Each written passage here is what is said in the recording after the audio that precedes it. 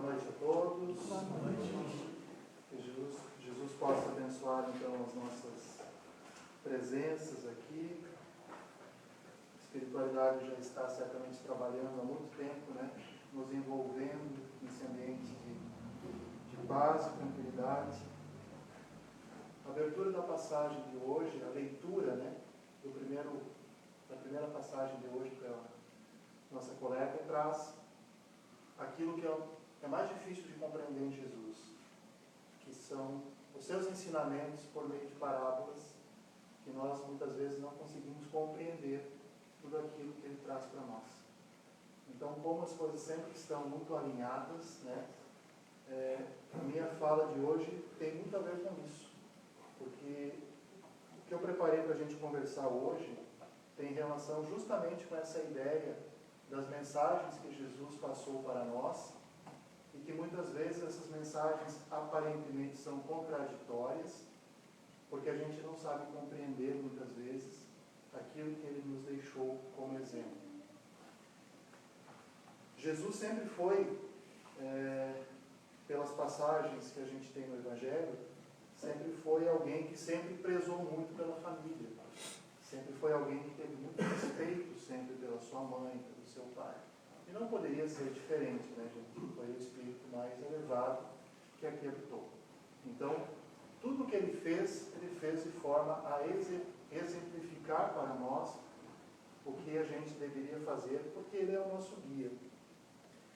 Mas tem algumas passagens que a gente não consegue compreender adequadamente dentro do Evangelho, porque são muito singelas e porque tratam de uma realidade que a gente não consegue mais alcançar hoje. Então a gente, com a doutrina espírita e com algumas obras que foram psicografadas, principalmente pelo Chico, a gente consegue ter uma compreensão do que realmente acontecia naquela época.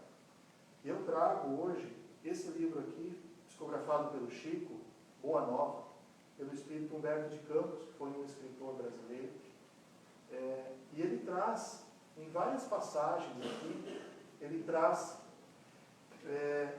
a história toda da vida de Jesus contada de uma forma muita poesia, muito poética, mas ele conta situações que foram, que ele tomou conhecimento no mundo espiritual, depois da sua passagem, e que não ficaram nas Escrituras. Por exemplo, nós sabemos daquela passagem de Jesus no templo, aos 12 anos, onde ele deu um ensinamento para todos os grandes, né, conhecedores. É uma passagem singela que tem no Evangelho. Mas a gente não sabe o desdobramento disso tudo, como aconteceu. E Humberto de Campos traz, pela psicografia do Chico, ele traz um texto que explica como que foi a atitude de Maria, da sua mãe, depois dessa situação que aconteceu lá no templo. Eu vou fazer a leitura porque o texto é tão bem escrito que se eu fosse contar para vocês, eu deixaria fora muita coisa. Então é um parágrafo e meio, não é muita coisa. Mas Maria está conversando com Isabel, sua prima, logo após ela tomar conhecimento que Jesus havia dado um exemplo, né? Havia doutrinado quase todos os grandes conhecedores do tempo. E aí, Maria, preocupada com aquilo, né, com o futuro daquela criança, para ela era uma criança apenas, e como toda mãe, querendo encaminhar o filho para o bom caminho, ela conversa então com a Isabel, e Humberto de Campos nos relata então esse texto. Ciente desse aviso, procurei Eleazar. Eleazar era um grande conhecedor das leis da época e tinha influência naqueles tempos lá. Procurei Eleazar, então essa é a fala de Maria. Ciente desse aviso, procurei Eleazar a fim de interceder por Jesus, junto de suas valiosas relações com as autoridades do tempo. Pensei na sua infância desprotegida e receio pelo seu futuro. Eleazar prometeu interessar-se pela sua sorte. Todavia, de regresso a Nazaré, experimentei singular multiplicação dos meus temores. Conversei com José, mais detidamente, acerca do pequeno, preocupada com o seu preparo conveniente para a vida. Bom, aqui o relato que Humberto de Campos nos traz é de uma mãe preocupada com o seu filho. como todas as mães se preocupam com seus filhos. Ele tinha 12 anos de idade. Né? Era apenas uma criança na visão dos pais. Entretanto, no dia que se seguiu as nossas íntimas confabulações, Jesus, sem que ninguém tivesse falado com ele, se aproximou de mim pela manhã e me interpelou: Mãe, o que queres tu de mim?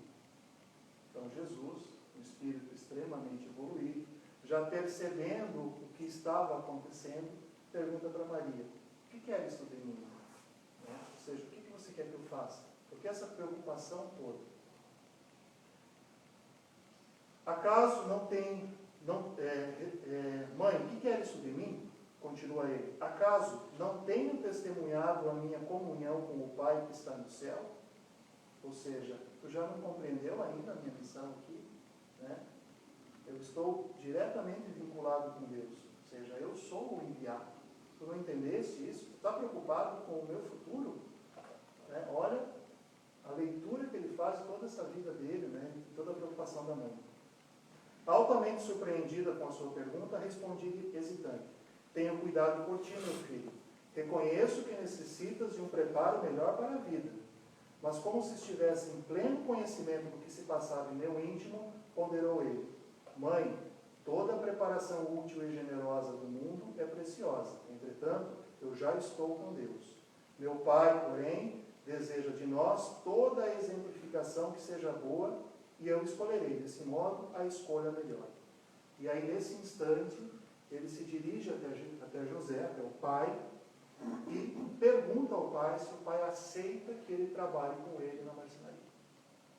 E o pai aceita, e ali ele desencadeia, então, a atividade até os 30 anos, quando ele sai para fazer, então, a missão que ele veio para fazer. Então, o que Jesus nos traz com essa passagem? A importância, né, da família para a formação de todo ser humano. E nesse momento, ele abre mão de qualquer outras vaidades, qualquer outras conquistas materiais para ficar aonde? Na sua família. Porque esse era o momento de ele ficar ali. Então a gente vê essa passagem de Jesus e vê como ele era querido com a família. Só que aí a gente vai no Evangelho e o Evangelho nos traz uma outra passagem que às vezes nos assusta, quando a gente não tem uma leitura muito correta do Evangelho, que é uma passagem de Mateus, em que Jesus estava pregando em um determinado local, e Mateus traz a seguinte passagem: falava ainda Jesus à multidão, quando sua mãe e seus irmãos chegaram do lado de fora, querendo falar com ele. E alguém lhe disse: tua mãe e teus irmãos estão lá fora e querem falar contigo. E aí ele disse: quem é minha mãe? Quem são meus irmãos? Jesus falando isso, né? Tipo, negando sua mãe e seus irmãos. Perguntou ele, e estendendo a mão para os discípulos, disse: aqui estão minha mãe e meus irmãos, pois quem faz a vontade de meu Pai, que está nos céus, este é meu irmão, minha irmã e minha mãe. Então, o comportamento de Jesus aos 12 anos é um comportamento agora completamente diferente. Mas será que ele é contraditório? Não. Jesus, no primeiro ensinamento que ele nos dá, ele fala de uma família, que é uma família de sangue, uma família biológica, que naquele momento ele precisava fazer parte daquela família, porque ainda não tinha chegado o tempo dele. Nesse segundo exemplo, Jesus nos mostra a necessidade de uma outra família, que é a família universal. E aí Jesus questiona aqueles que lhe perguntaram quem era minha mãe e quem são os meus irmãos, no sentido de que a minha filiação e os meus irmãos, a minha família, não é apenas aquela consanguínea. Eu tenho uma missão e eu vim trazer para vocês uma ideia de uma família universal. Então ele não é contraditório, ele apenas fala de coisas diferentes, de momentos diferentes. Então essa é uma incompreensão que o próprio Kardec explicou isso no Evangelho segundo o Espiritismo. Ele disse que semelhante ideia não poderia encontrar guarida naquele que disse: honrai o vosso pai e a vossa mãe.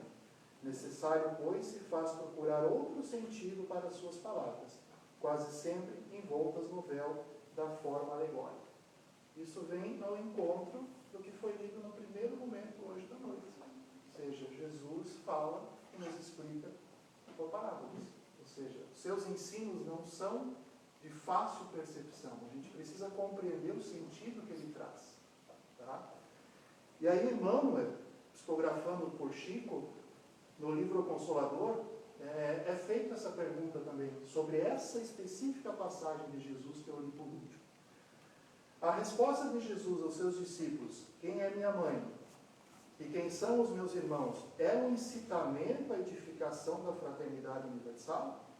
E aí ele responde, o Senhor referia-se à precariedade dos laços de sangue, estabelecendo a fórmula do amor, a qual não deve estar circunscrita ao ambiente particular, mas ligada ao ambiente universal, em cujas estradas deveremos observar e ajudar fraternalmente a todos os necessitados. Então, é muito claro a mensagem que Emmanuel traz, né? Ou seja, a leitura de que Jesus nos apresenta a necessidade de termos também um olhar para uma outra forma de família. E aí uma última passagem, e depois a gente faz um raciocínio de tudo isso, é quando Jesus está na cruz, pouco antes da sua passagem, do seu desencarne, e Jesus olha então João, que era o discípulo que ele mais amava, ele dizia, né, o espírito que eu mais amo, né, e vê Maria na frente. E ele diz para João, filho, eis aí a sua mãe, e mãe, eis aí o seu filho. Olha o exemplo que ele está dando, né? Ou seja, vocês têm uma relação de afinidade que não é apenas entre consanguinidade, porque consanguinidade vocês não têm uma relação de parentesco, mas nessa visão da família universal, eis aí a tua mãe, eis aí o teu filho. E aí, João e Maria ficam, né, vivendo juntos por muito tempo, comungando aí dos ensinamentos um do outro e pregando aquilo que Jesus trouxe.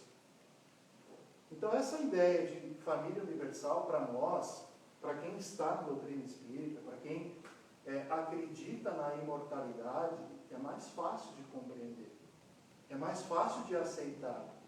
Agora, se eu não tenho a compreensão que nós somos imortais, que nós temos reencarnações, não tem sentido eu trabalhar com uma ideia de família universal. Eu vou me preocupar com a minha família. Eu vou me preocupar com os meus. Eu vou me preocupar com quem está aqui do meu lado. Quando eu tenho a compreensão de que eu não sou um ser humano como espírito, mas eu sou um espírito em um corpo, eu tenho a compreensão que o meu mundo não é esse. E que eu não pertenço a esse mundo e a esta família. Eu pertenço a uma família que é muito maior. Os meus laços familiares e espirituais são muito grandes. Se nós formos pegar todas as nossas reencarnações, quantos pais e quantas mães nós já tivemos? Será que foram sempre os mesmos? Claro que não. Quantas vezes fomos pais e mães de nossos irmãos e filhos e familiares que estão por aqui? Então, os nossos laços são muito amplos. E nós não podemos ter um comportamento de alguém que está aqui e pertence apenas a esta família. Porque esta família é necessária para este momento. Lembra de Jesus. Foi necessário e importante no momento da vida dele. Mas, em um segundo momento, ele não se apegou mais à família de carne, à família de sangue. Porque ele tinha uma missão que era muito maior. E nós viemos para cá, cada um com a sua missão, não missão de transformar o mundo, mas uma missão de nos transformar. E essa missão inicia-se sempre no seio familiar. Porque todos nós temos pai e mãe. E é ali que nós começamos a nossa trajetória enquanto seres encarnados. Nesse CPF, porque nós tivemos muitos CPFs já. Mas esse CPF corresponde ao Fabiano, que é filho de Leonor e de Aquiles. Agora, nesta vida, eu tenho que compreender que essa família universal que eu pertenço é muito maior. E talvez a minha vinda para cá tenha uma correspondência com várias outras questões que não são relacionadas apenas ao meu sistema familiar de sangue. E quando eu tenho essa compreensão, eu começo a ampliar o meu olhar.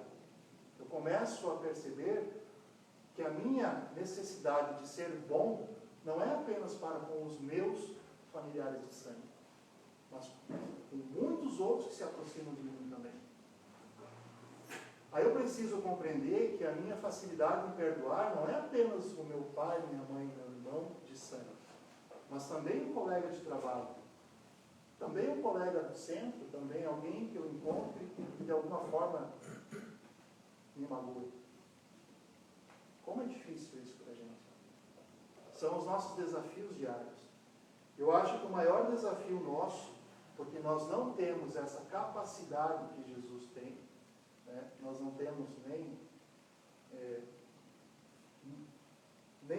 muito próximo disso, é tentar equilibrar a necessidade de respeitar, né, o cuidado e o respeito da família terrena com o nosso propósito junto à família universal. Eu acho que esse equilíbrio é fundamental. E aí nós precisamos, cada um de nós, analisar a sua vida e o seu momento de vida.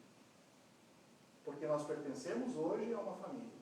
E dentro dessa família nós precisamos compreender que existe uma hierarquia, que existe um sistema familiar que precisa ser respeitado.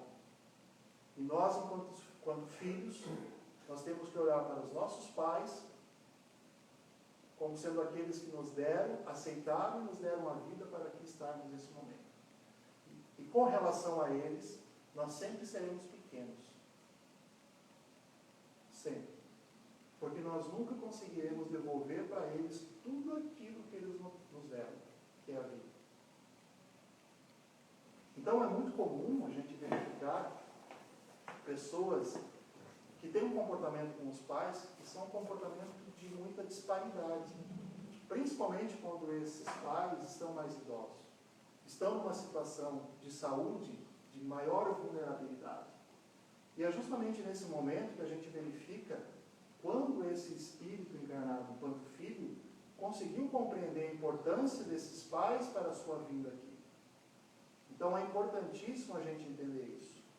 Mas isso não significa que nós precisamos ficar presos aos laços familiares de consanguinidade. Então, ao mesmo tempo em que eu respeito meu pai e minha mãe, em que eu honro eles, porque eles me deram a vida, eu vou seguir a minha vida.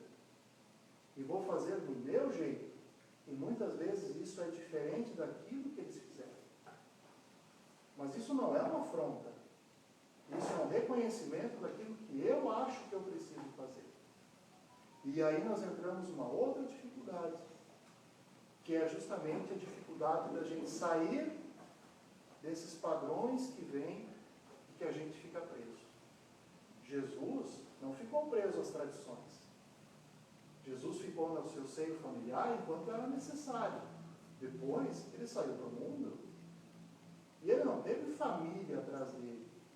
Ele criou famílias por onde ele passou. Mas ele jamais deixou de honrar pai e mãe. Ele sempre, até o momento da sua morte, estava com a sua mãe ao lado, mas ele estava fazendo aquilo que ele precisava fazer.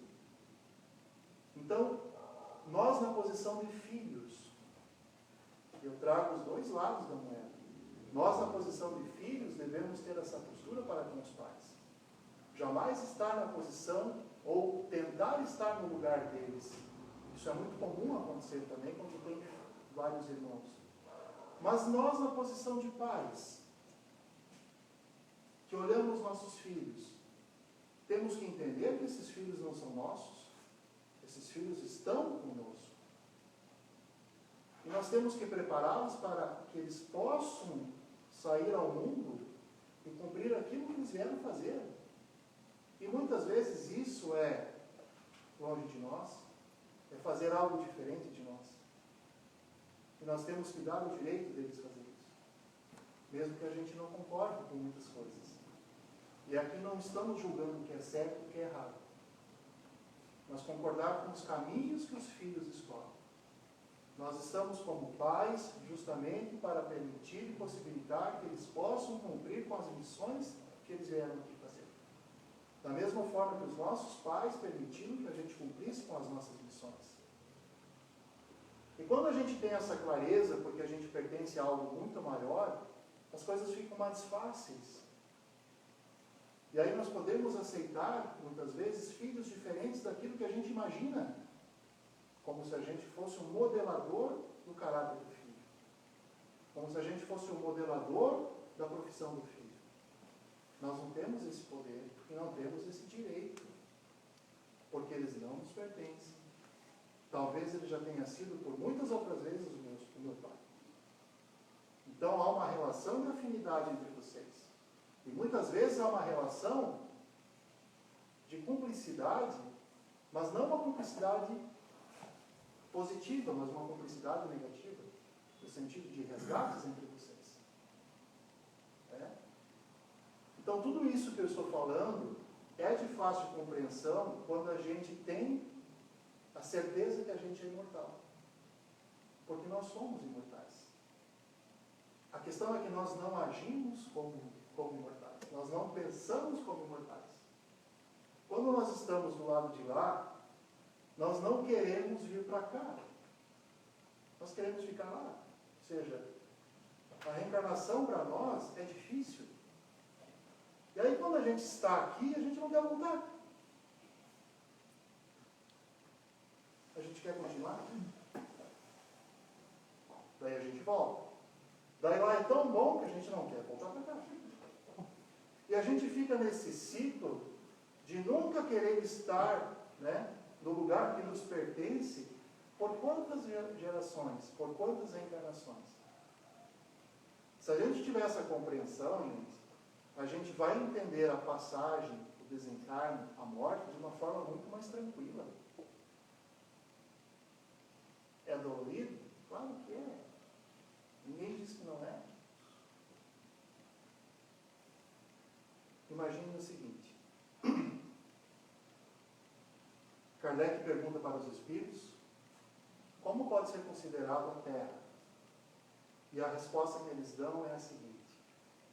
A Terra deve ser considerada como um hospital e um presídio. Porque as pessoas que aí estão, os humanos que aí estão, os seres que estão encarnados aí, ou estão espiando alguma pena, espiando alguma situação, ou estão em tratamento. Porque a prova é, a Terra é um planeta de provas e expiações. Então, todo mundo que está aqui, ou está no hospital, no soro, ou está no presídio. Ou seja, nós estamos aqui nessa condição. Por isso que o sofrimento é muito maior que a felicidade. Ok. Imagina que você está preso, numa prisão real, física. Você foi preso. E você conhece alguém lá e gosta muito dessa pessoa. E convive com essa pessoa por cerca de 10, 15, 20 anos. Vocês estão cumprindo uma pena muito tempo junto. E vocês têm uma ligação muito grande. Em um determinado momento, essa pessoa, que é a sua amiga, melhor amiga, chega para ti e diz, olha, eu vou sair. O juiz concedeu minha liberdade. Eu vou voltar. Mas tu vai para onde? Vou voltar para a sociedade, vou voltar para a minha vida. Vou rever os meus amigos, vou rever minha família. E aí tu faz o quê? Não, não pode ir. Tem que ficar. Mas eu vou. Não tem como ficar. E ele vai. De repente você dorme e acorda e não está mais ali. E você chora.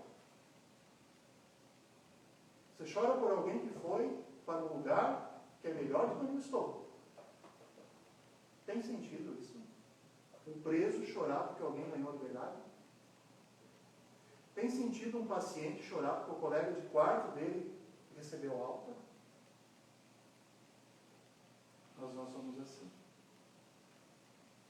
Será que o meu choro é um choro porque ele está voltando para um lugar melhor? Ou é um choro porque eu vou perder a amizade, a parceria e a companhia dele? Então esse meu choro diz muito mais de mim do que dele. Esse choro demonstra o meu egoísmo. Porque o meu sofrimento é por mim, não é por ele. Ah, mas então, se um familiar teu morrer, você vai aplaudir? Claro que não. Eu estou na condição humana, eu ainda não sei lidar com isso. Eu procuro lidar com isso de uma forma mais racional possível, mas quando eu perder alguém, eu vou ficar muito triste. E vou chorar muito. Mas há uma diferença entre ficar muito triste e chorar muito, de passar um luto eterno, incompreendido, e julgando porque eu perdi alguém. Se você entende que ele retorna para a verdadeira pátria, e que ele sai do hospital, que sai da prisão, e que é você que está no hospital e na prisão, tu percebe que talvez ele de lá está chorando por ti aqui. Porque você está numa situação muito mais complicada. E nós estamos. Nós temos dores no corpo, temos fome, temos que acordar cedo, trabalhar, falta dinheiro, preocupação. Lá não tem nada disso. As dores lá são dores morais. Aqui são dores físicas, materiais. E a gente quer continuar aqui. E que todo mundo fique aqui. Para sempre. Então, que compreensão é essa que eu tenho da imortalidade? Lembramos de Jesus. A nossa família é muito maior do que essa que está aqui. E a gente precisa se organizar e se preparar. Porque mais cedo ou mais tarde todos vão voltar para essa família universal. Queira nós ou não. E é melhor que quando isso acontecer a gente tenha essa compreensão para não ter tanto sofrimento. E para entender que esse ser que se vai para um lugar melhor do que esse aqui. E o que fica para nós é saudade por aquilo que fez, né? Por aquilo que deixou de exemplo. Mas jamais tristeza porque nos abandonou. Felicidade porque ele está indo, porque cumpriu o seu papel. Tá, gente? Acho que era essa a reflexão de hoje. Fica aí o convite, então, para a gente ter um olhar um pouco mais apurado para essa questão das famílias. Tá? Obrigado.